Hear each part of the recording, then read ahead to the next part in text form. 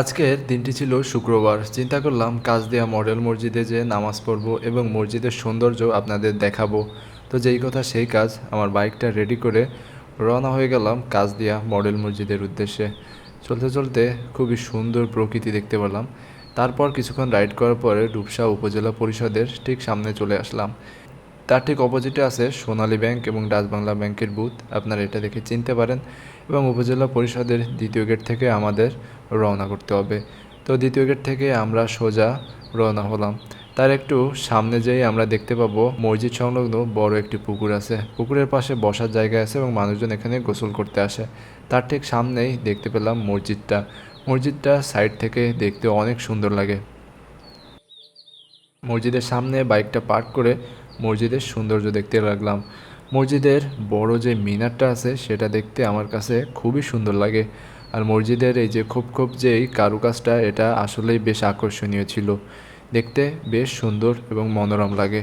আর মসজিদটা দূর থেকে দেখতে রাজপ্রাসাদের মতো লাগে, কারণ মসজিদের যে সিঁড়িটা এটা নিচ থেকে অনেক উঁচু করে বানানো হয়েছে, প্রায় একতলা সমান।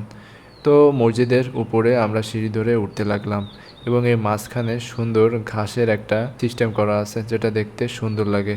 এখানে বড় একটি স্পেস আছে, এখানে কিন্তু নামাজ পড়া যায়।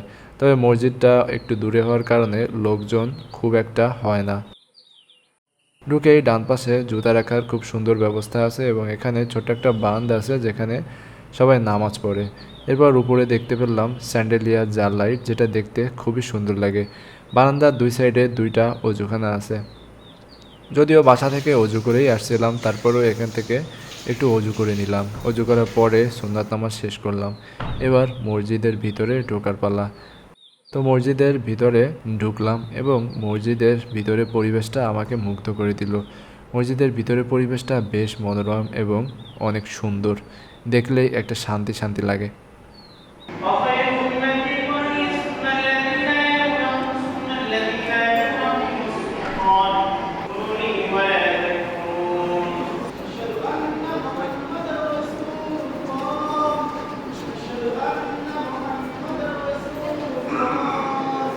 ভিডিওটি যদি ভালো লেগে থাকে অবশ্যই লাইক করবেন এবং আপনাদের বন্ধুদের শেয়ার করতে ভুলবেন না। আর আমাকে যদি সাপোর্ট করতে চান তাহলে আমার ফেসবুক পেজটি ফলো করে রাখতে পারেন এবং ইউটিউব চ্যানেলটি সাবস্ক্রাইব করে রাখতে পারেন।